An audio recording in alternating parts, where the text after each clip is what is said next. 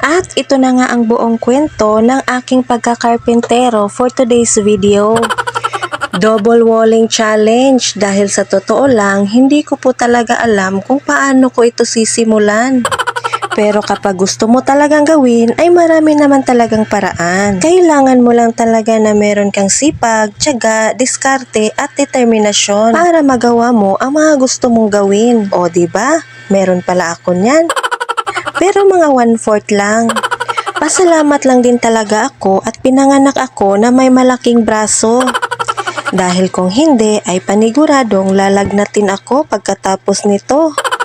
O diba, napakaswerte ng asawa ko at ako ang naasawa niya. May asawa na siya, may construction worker pa. O diba, san ka pa? At siguro ay hindi normal sa inyo na makita na babae ang gumagawa nito. Pero sa akin ay normal lang ito dahil noong bata pa po ako ay nasanay ako na ang mama ko ang gumagawa ng aming mga upuan at nag-aayos ng aming mga dingding sa bahay. Basta yun, ganun. O diba, nagkwento pa talaga ako ng buhay ko.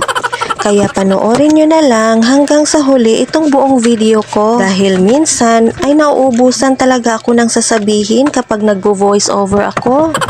Naiiba na talaga ang mga hilig natin kapag nagkakaedad na. Yun bang gusto na lang natin ng home improvement at mga pamimili ng mga gamit sa bahay gaya ng kaserola. Ito na nga siguro ang tinatawag na signs of aging, di ba? Dahil hindi nga ako mahilig tumambay sa mga tambayan ng mga kumarites. Dahil kahit dito lang sa bahay ay masaya na ako. At habang ako ay abala sa paglalagari ay ang mga pamangkin ko naman ay sumasayaw sa sulok.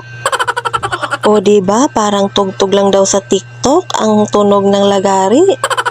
At kailangan nga pala nating maging hydrated dahil mahirap na wala pa naman tayong sweldo dito.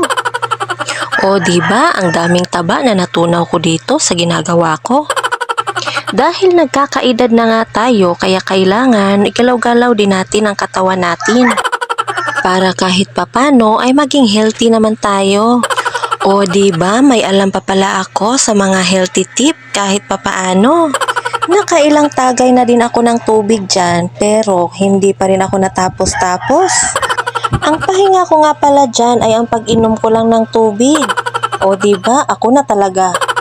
Kailangan ko na kasing tapusin to para pagdating ng asawa ko ay wala na siyang gagawin kundi mag-relax na lang. Hindi rin naman kasi maaasahan ng asawa ko sa mga ganitong bagay. Pero kung pagkain nga pala ang pag-uusapan ay panalo ang asawa ko dyan.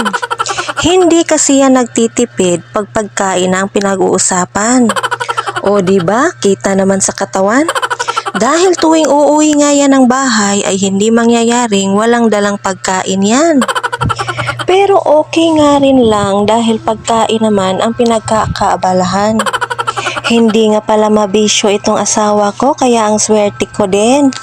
At sa wakas ay natapos ko din kaya sa susunod kong video ay magpipintura naman ako. Kaya ayun lamang po mga palangga. Thank you for watching!